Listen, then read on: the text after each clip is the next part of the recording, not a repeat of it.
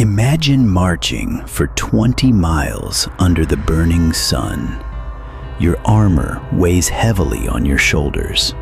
Your feet are blistered. Every step feels harder than the last. Yet the Roman army keeps moving.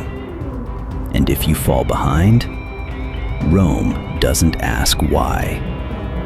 The Roman Empire built the most feared army of the ancient world. But its greatest weapon wasn't the sword. It wasn't the shield. It was discipline. A Roman legionary often carried more than 60 pounds of equipment, weapons, food, tools, tent supplies, and everything needed to build a military camp at the end of the day. Then he marched, not for a few miles, often for 20 miles or more, and sometimes far beyond that. During the campaigns of Julius Caesar, Roman legions became famous for covering astonishing distances. Entire armies could appear where enemies least expected them, simply because Roman soldiers could march longer and harder than almost anyone else. But there was a price. Imagine you're exhausted. Your legs are shaking. The man in front of you keeps moving, but the gap between you grows wider. In a modern army, an officer might ask if you're injured. Rome had a different approach. The Roman military made little distinction between a soldier who couldn't keep pace and one who refused to keep pace. To Rome, both created the same problem, and problems had consequences. Centurions carried a vine staff, a symbol of authority that could also become an instrument of punishment. If discipline broke down during a march, punishment could arrive immediately. Why was Rome so harsh? Because a marching column was more than a group of tired men. It was a military machine. A single soldier falling behind could create gaps in the formation.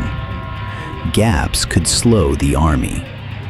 A slower army could arrive weakened, vulnerable, or too late for battle. From Rome's perspective, exhaustion was not just a personal issue. It was a tactical threat. That's why Roman commanders demanded extraordinary endurance from their troops. The army's mission always came first. Even when soldiers marched through freezing winters, even when they crossed scorching deserts, even when their bodies begged them to stop, and sometimes they did stop. Not because they were lazy, because human beings have limits. That sounds brutal today, but it helped create one of history's most effective fighting forces. But this story also reveals something deeper. Behind every Roman victory stood ordinary men.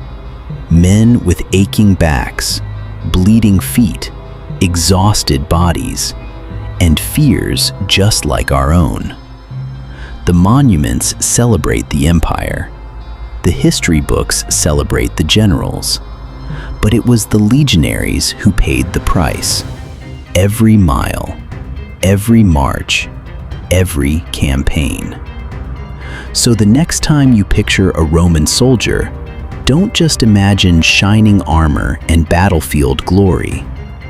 Imagine a man carrying 60 pounds of equipment across 20 miles of unforgiving road, and then being told to do it again tomorrow.